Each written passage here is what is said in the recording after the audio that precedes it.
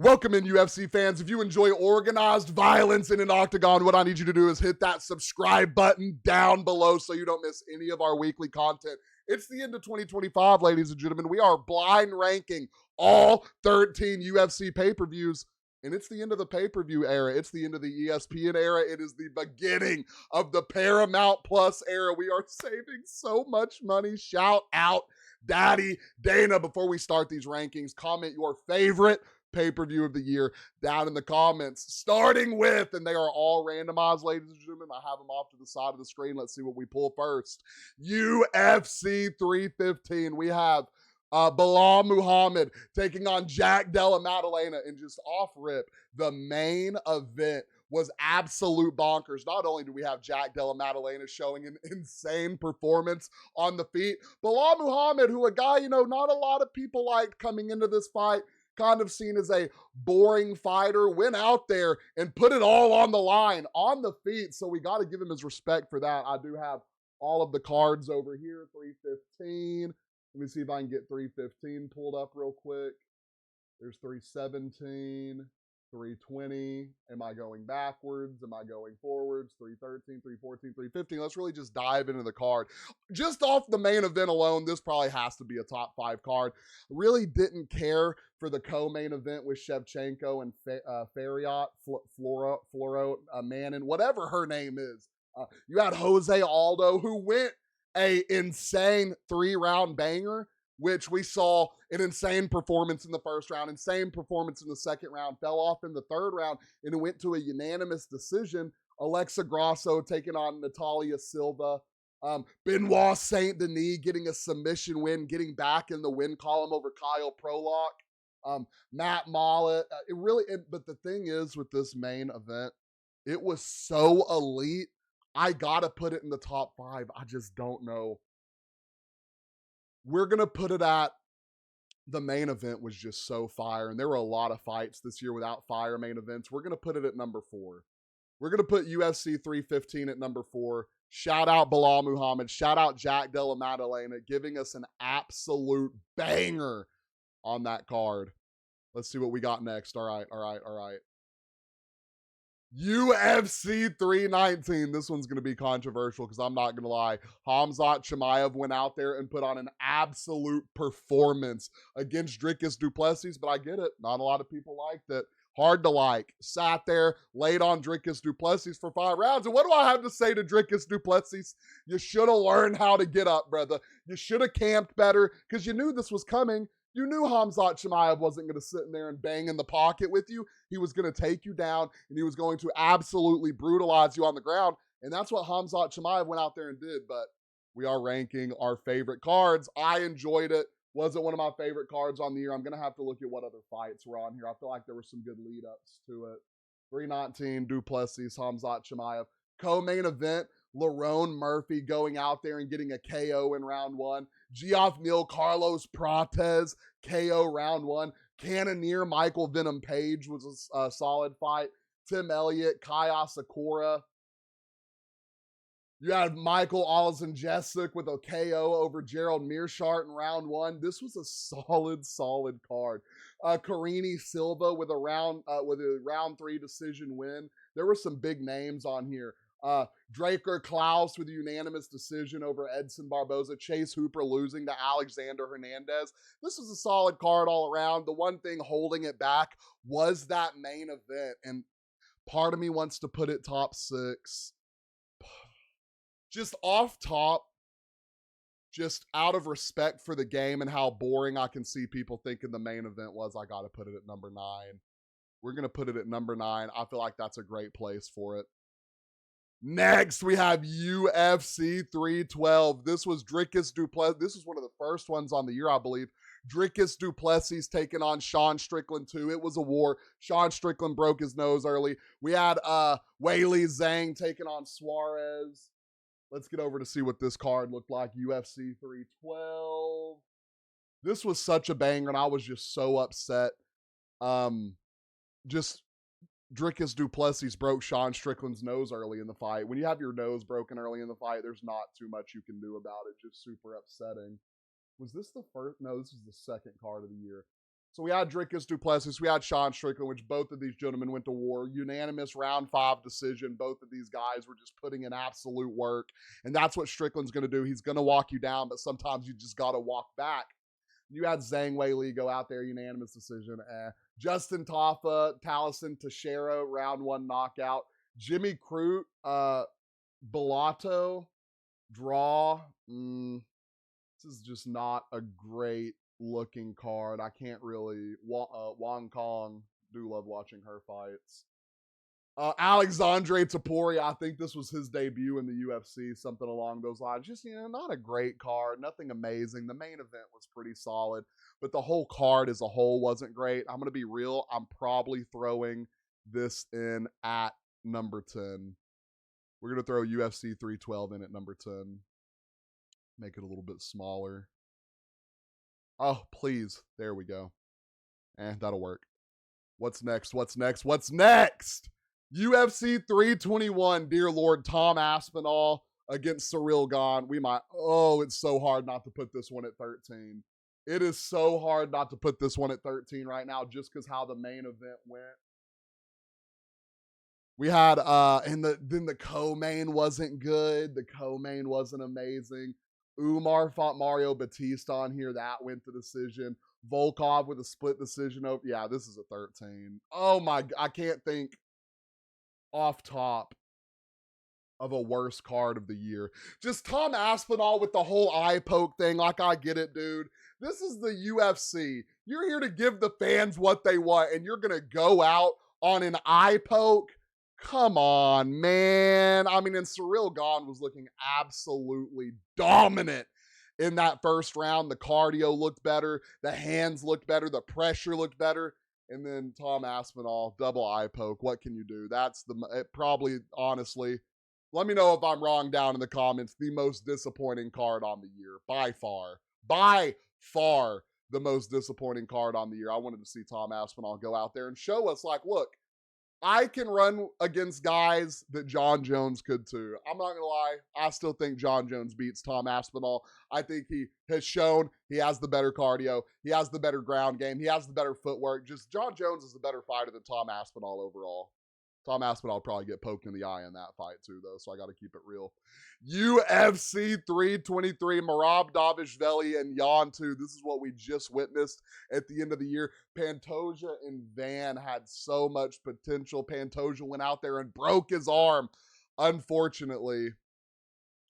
Just super unfortunate that Pantoja had to go out that way. The ending of an absolute streak that was going to be dominant for years and years to come. Nothing's given in the UFC, obviously. He just broke his arm. Pantoja was just on an absolute tear. Petr Yan going out there, dominating and decimating Merab Dvalishvili was not seen. Last time they fought, I think it was 49-40. It was something crazy for Merab. I think Merab won almost every round. The controversy here is Merab did 4 weight cuts in the year for the UFC. He didn't have to do it. He went out there and did it for the love of the game, and we got to give him a round of applause for that. That was an absolute 5-round clinic from Petr Yan, and I'm not saying Merab wasn't giving it back to him. I got to give it to Merab. He was out there going to war too. Van Pantoja was just so upsetting, but I do want to talk about some of the fights leading up to it. We had Brandon Moreno, early stoppage. I'm not going to lie. They did give that an early stoppage. Henry Cejudo and Peyton Talbot. Peyton Talbot really just solidifying himself into the UFC. Jan Blachowicz getting another draw on the card to Bogdan Guskov, who is an up-and-coming demon, I think, in the light heavyweight division. Grant Dawson, Manuel Torres. And I want to get into the great part of this card. Terrence McKinney and Chris Duncan. It was 2 rounds. They're saying submission. It was a submission. I thought he did get the knockout. He didn't go and get like the arm triangle or the Darce choke, something like that. Anaconda choke on Terrence McKinney, but they were out there throwing absolute hands. Then you have Marvin Vettori, Bruno Ferreira, which was a good fight. Where's the fight that was... Oh, Iwo, and I'm not even going to attempt to say their whole names. Iwo against Ibo, just an absolute war in the first round. This is a top 5 worthy card. I'm not going to lie. I'm probably, we're putting that at number 3. We're putting that one at number 3. We're going to make this one a little bit smaller real quick. We're putting that one at number 3. That had some bangers on it, boys. I'm not going to lie. That has some bangers on it.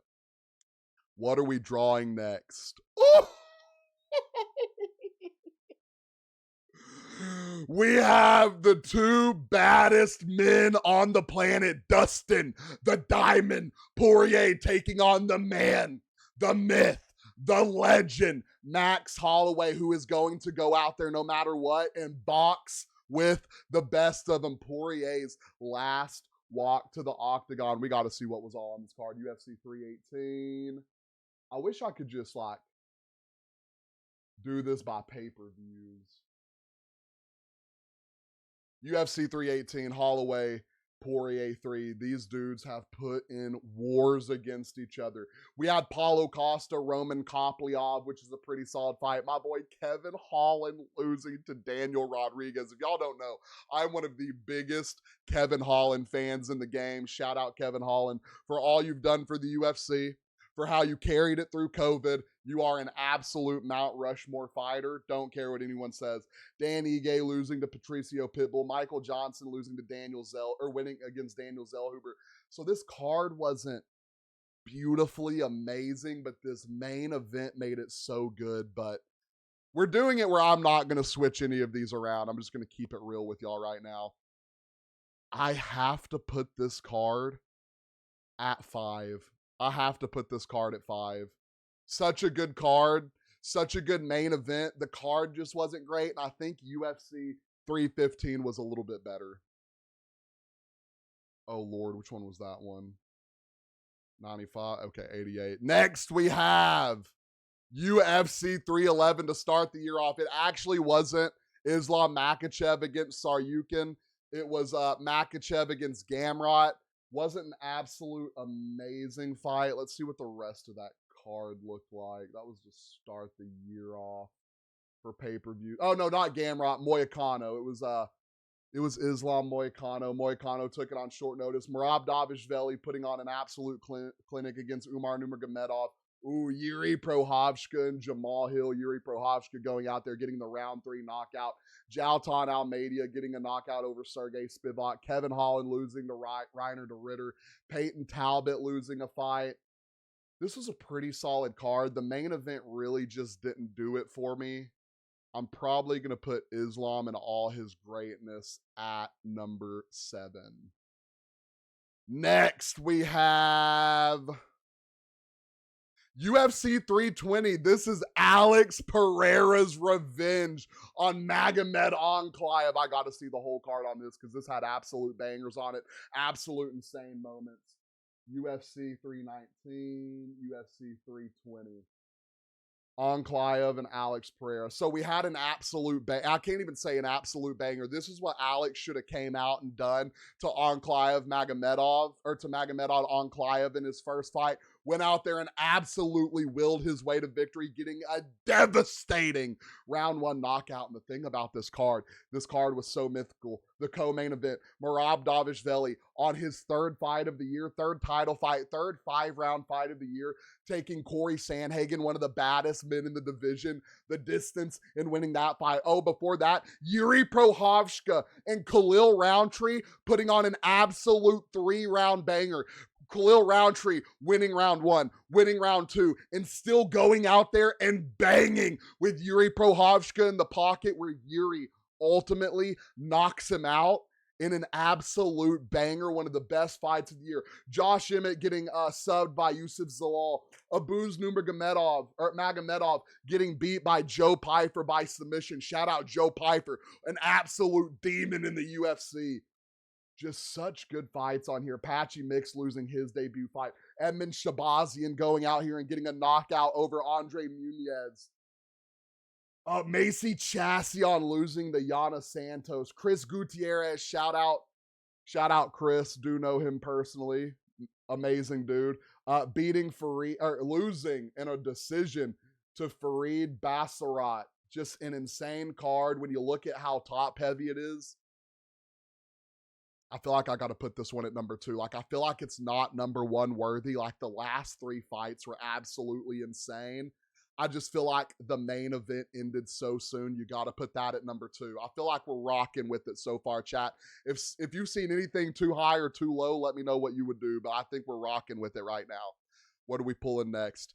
UFC 316, Sean O'Malley, Merab Dvalishvili 2, Juliana Pena, Kayla Harrison. I think this is where Kayla Harrison gets the belt, right?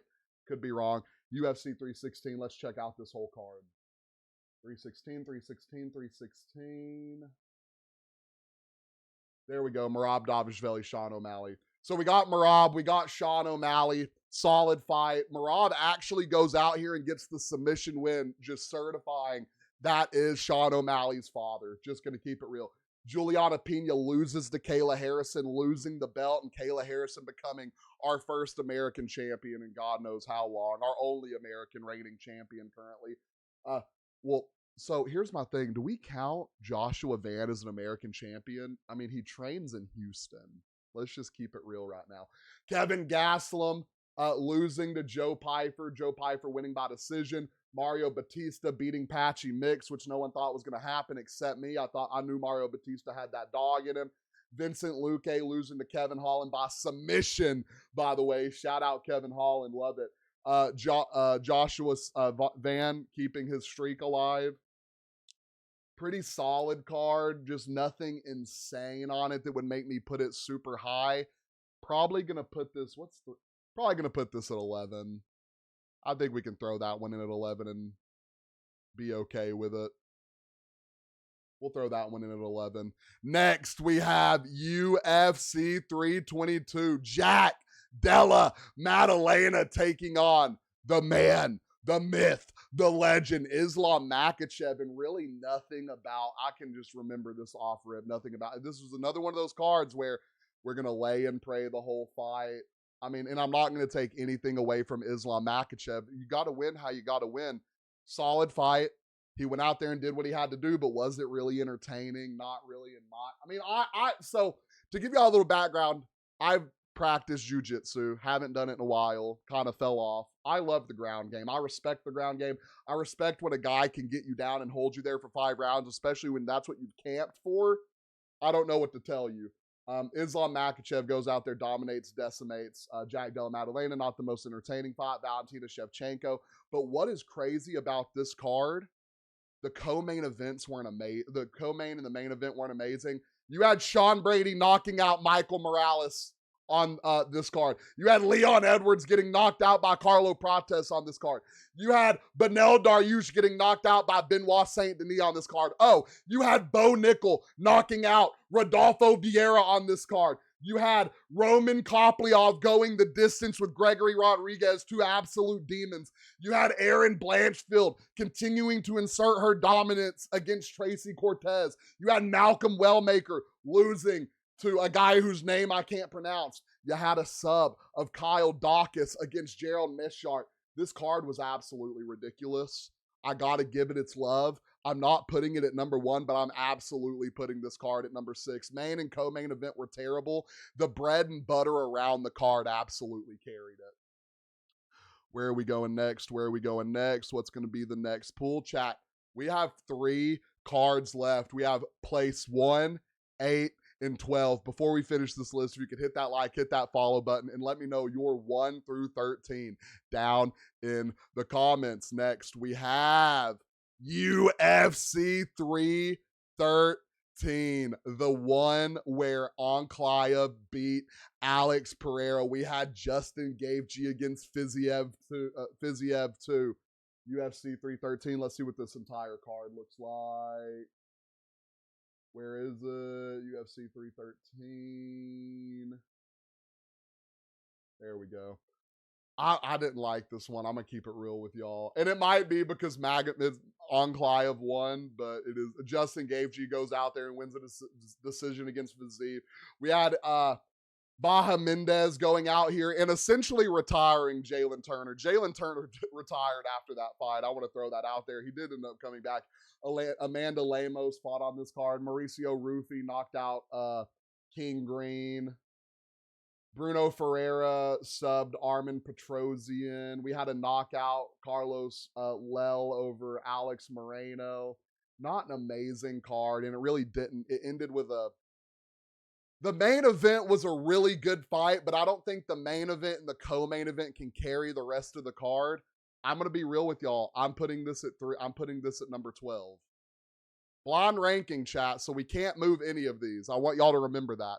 So we have 2 left. We have number 1 and we have number 8, and I just cannot remember what we could pull here. I almost said number 1. This is a banger, chat. This has to go number 1. This has to go number 1. UFC 314, Volkanovski against Diego Lopez, an absolute war. You have Paddy the Baddy against the man, the myth, the legend, the fan favorite, America's golden boy, Michael Chandler. Let's look at the rest of the card for UFC 314 real quick. UFC 314. Oh, I just remember this card being so good, though. The main event, you had Diego Lopez and Alexander Volkanovski, which was an absolute war. The co-main event, you had Paddy the Baddy taking on Michael Chandler. Before that, you had Yair Rodriguez going out there and dominating, decimating Patricio Pitbull that no one thought he was going to do but me. You had Gene Silva mauling Bryce Mitchell on the ground. You had Nikita Krylov getting knocked out by Dominic Reyes. One of the most beautiful walk-off knockouts. If y'all remember that fight, it was looked very reminiscent of Conor McGregor's knockout against Jose Aldo. Dan Ige beating Sean Woodson. Jan Janan getting beat by Janadorbia. Chase Hooper going out there beating Jim Miller. This card was Michael Ollis and Jessup going out there and beating Cedricus Dumas. Suma Daraji with a win. This card, top to bottom, was absolutely amazing, and I don't think anyone in here will argue the number 1 card of the year and very deserving of the number 1 spot. I really can't think of a fight we have misplaced on here. And last but not least, ladies and gentlemen, we have UFC 317. My boy Charles Oliveira got dominated and decimated on this card. It made me absolutely sick to my stomach. The co-main event on here, you had Alexandre Pantoja taking on Kai Kara France. Let's dive into the rest of the card. UFC 317.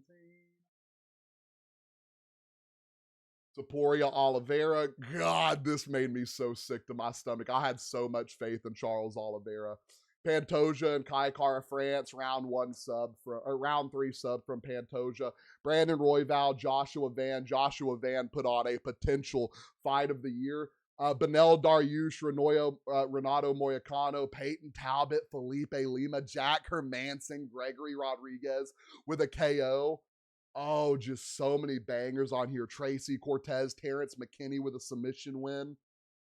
Oh, this is one I wish we could have placed higher, but you know what we have to do? Blind ranking, chat.